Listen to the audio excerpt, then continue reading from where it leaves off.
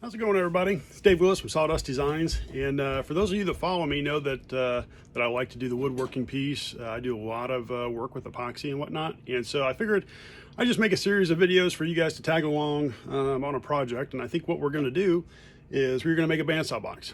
And so for those of you that don't know what a bandsaw box is, this would be a bandsaw box. Now this one is black walnut with a bird's eye maple handle, and it's basically kind of like a keepsake box. All right, pretty cool little gifts. So I figured I'd just go ahead and I just make a series of videos on how I make it, and so that's what we're going to make today. So tune in. Okay, so for this bandsaw box, what I've done is I have selected a piece of cherry. This is just a scrap piece of cherry. You can see there's some damage there on the corner. Flip it around, there's also some damage on the back, but there's plenty of wood here to make a bandsaw box.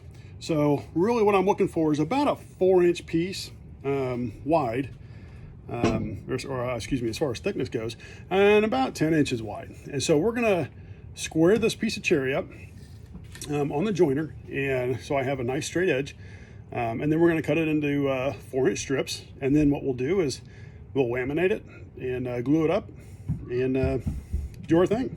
So I want to do this on the joiner. I cut this with the bandsaw, but there's still some ridges, and I want a nice square edge. And I do have a joiner, so we're just going to go ahead and use that, square up the edge, and then we're going to cut it into 4-inch strips. So here we go.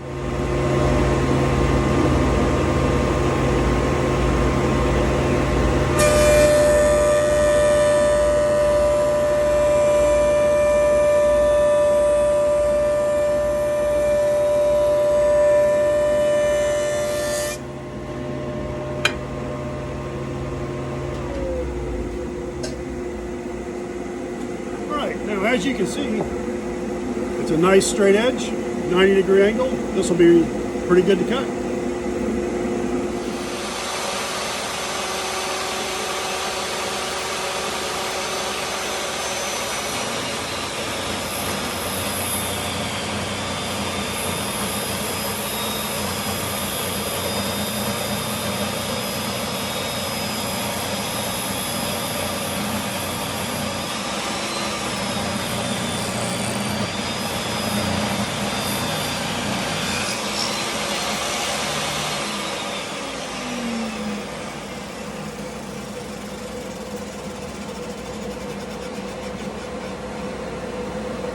What I've done is I went ahead and I ripped on the circular saw these into, I believe I did this in 4 1/4, just to give myself just a little bit of room. And then I went over to the miter saw and I cut these off at about 9 inches. So it's just a little bit, it's going to be a little bit thicker and a little bit longer than what we need. And what we're going to do is we're just going to glue these up like this. All right, and we're just going to laminate these, and then once they get dry in about 24 hours, what we'll do is we'll cut it down to size and we'll put our template on it. All right, for the glue up, I'm going to use some Titebond 2 and a little brush. You want to make sure that we get the glue on there. You want to get it on everywhere, so that brush kind of helps us out here a little bit.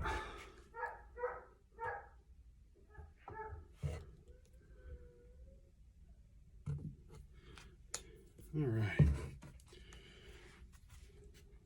Go ahead and we'll just spread that around. I like to get it all up in the corners. And if we need to add some more glue, I'd rather add more glue than have it just oozing everywhere. If that makes sense.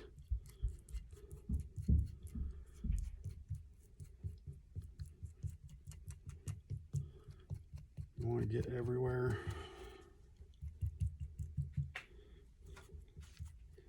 Matter of fact, we're just going to go ahead and add just a little bit more.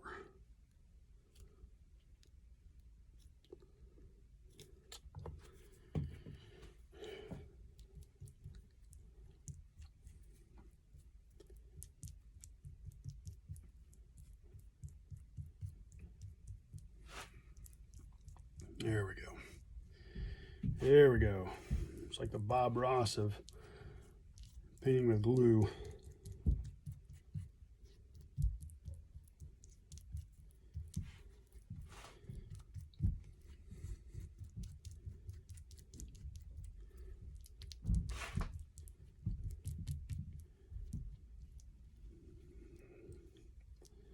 This is the messy part of it, but I think it's also the fun part.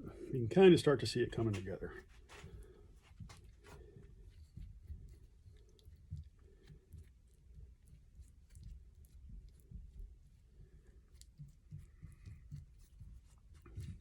And I'm sure other people have other techniques out there, and that's fine. Whatever works for you. Whatever works for you. All right, make sure everything's covered. There we go. What we'll do,